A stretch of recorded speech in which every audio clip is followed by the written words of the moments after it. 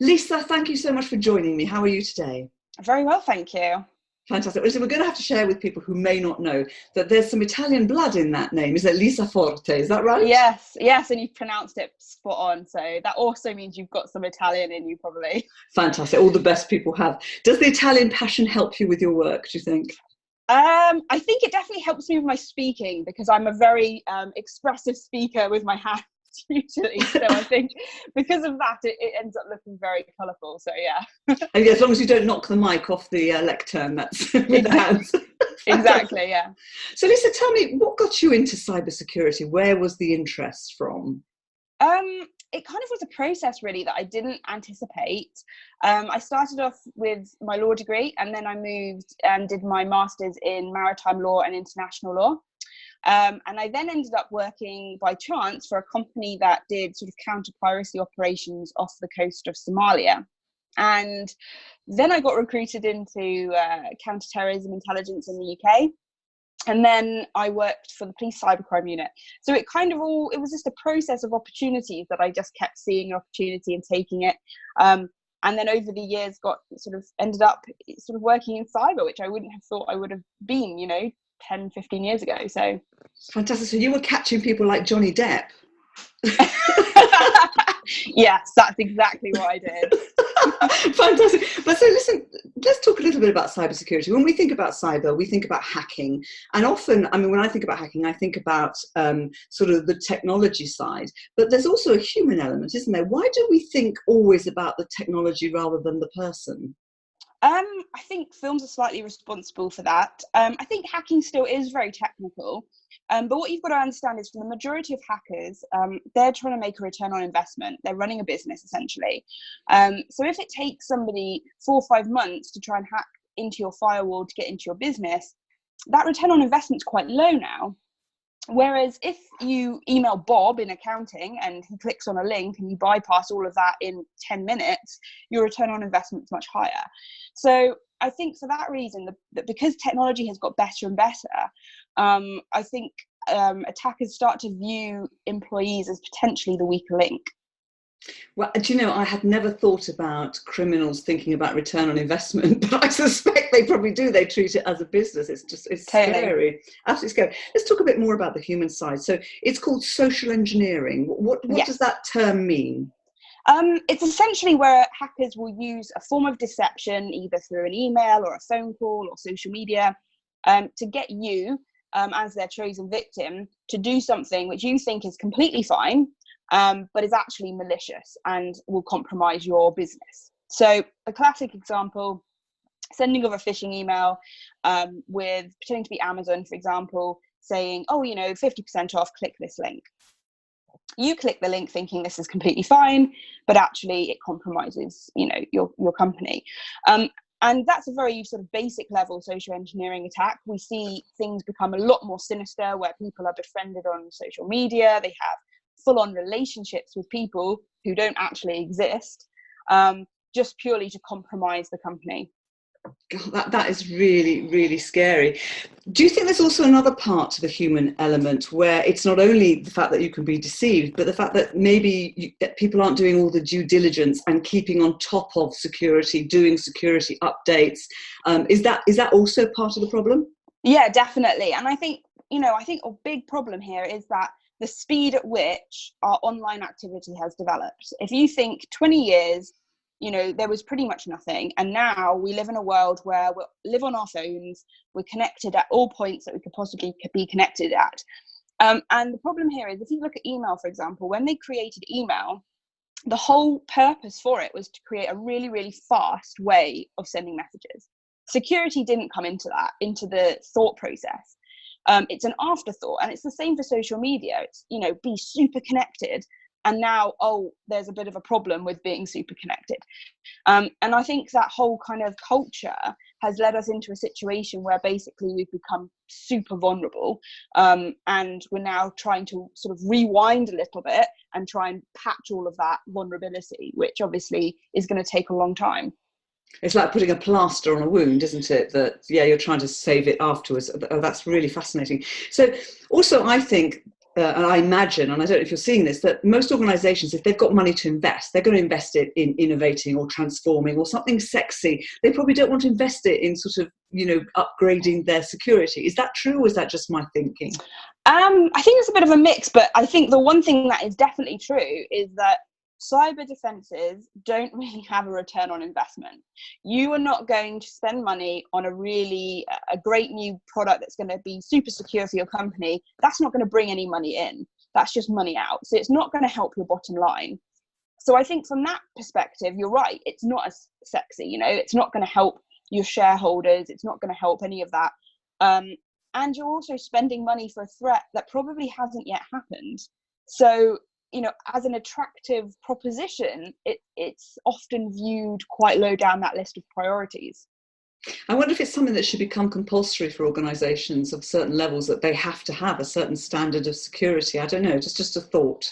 Yeah, I think you're right. And I think, I don't see that happening anytime soon from our government, but potentially banks or insurers might be the best people to drive that agenda forward, I guess. So you would have seen in your work, you would have seen some interesting cases where people have been hacked, where you've seen some cybersecurity breaches.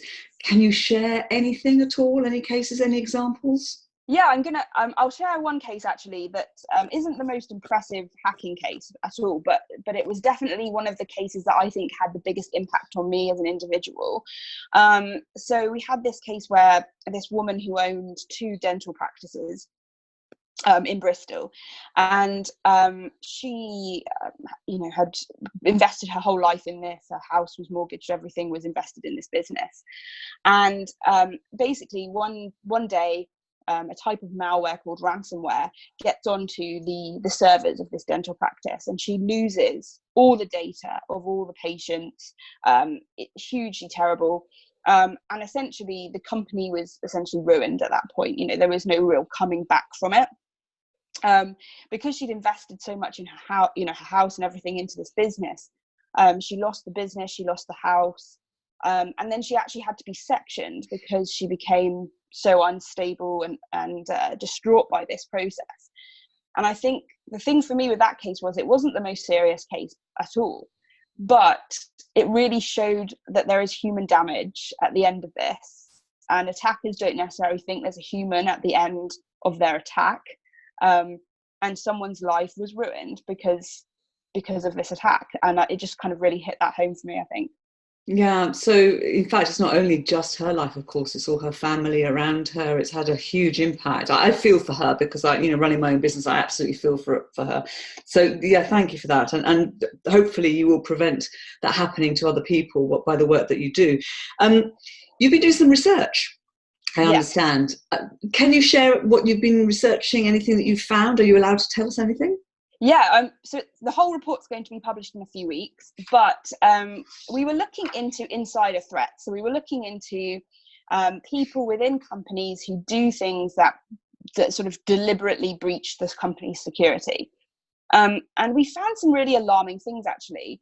For a start, we found out that the scope of the problem is a lot worse than we actually thought. We had interviews with employees that were sort of saying things like, oh, well, I got approached on Facebook and offered £10,000 to plug a USB stick into my company's device, so I did it.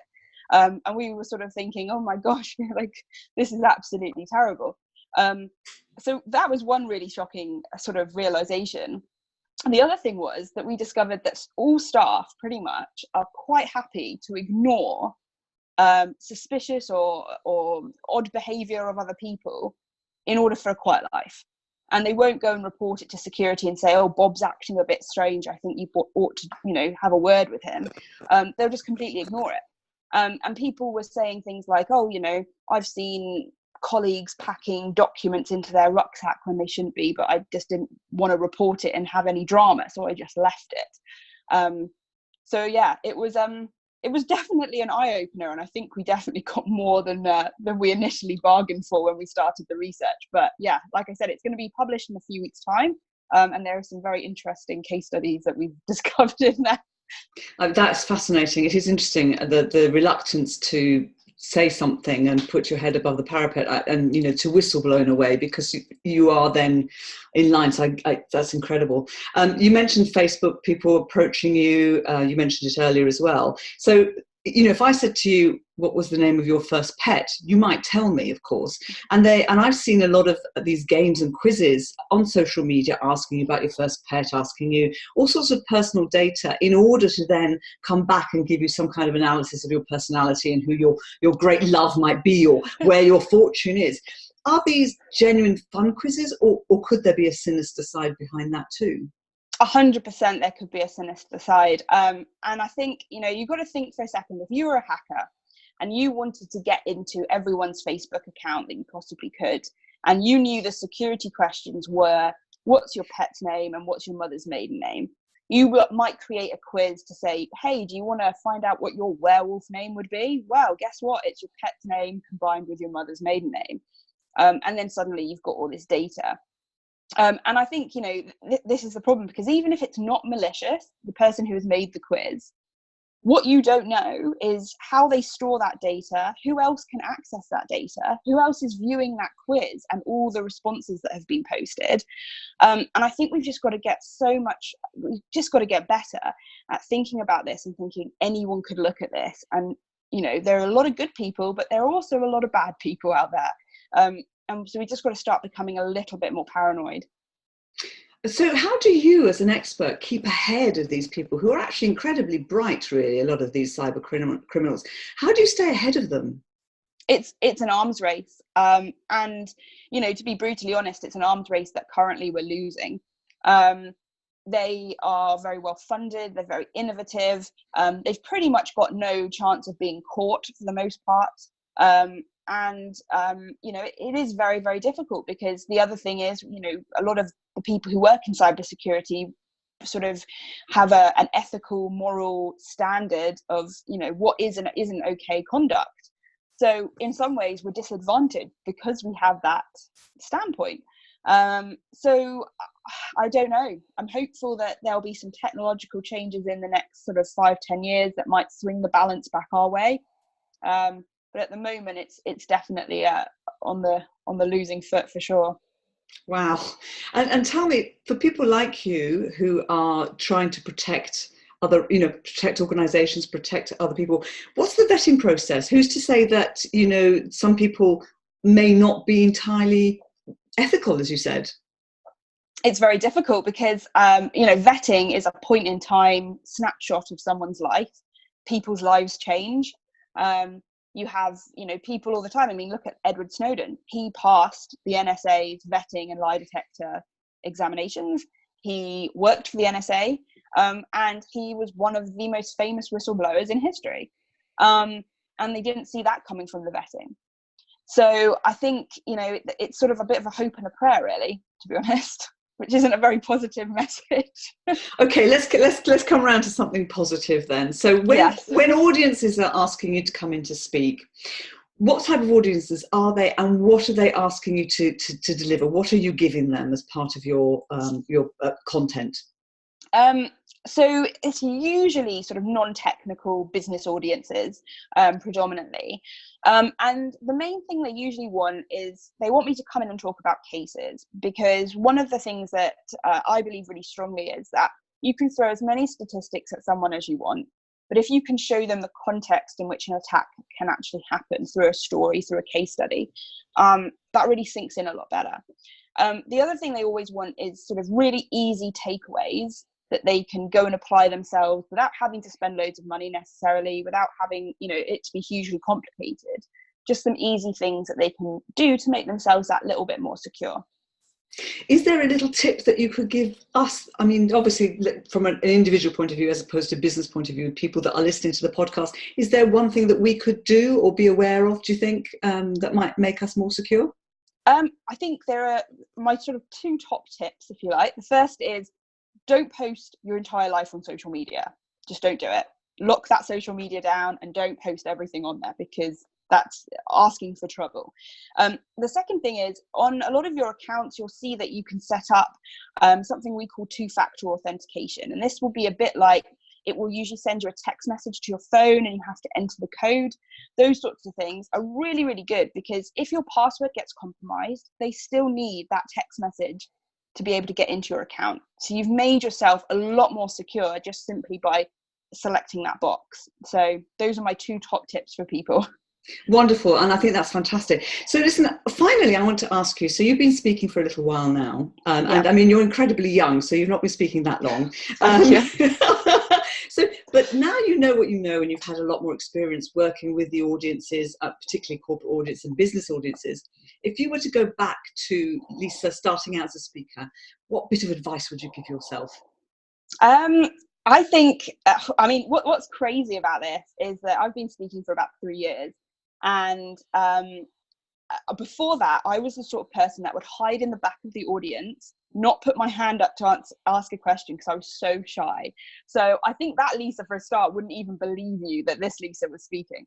But my main sort of tips are that you just got to find your own voice, find the thing that makes you really engaging to audiences, and that you're really passionate about. And don't rely on really heavy slides with loads and loads of writing and data. Just let your authenticity kind of come through, and your energy come through, and the audience will respond to that. And it's just a case of, you know, loving what you do. I think if you get on stage and you really genuinely enjoy being on stage, I think the audience enjoy watching you, and I think it's great. And I think your passion and your authenticity will have shone through on this. Thank you so much. Thank you.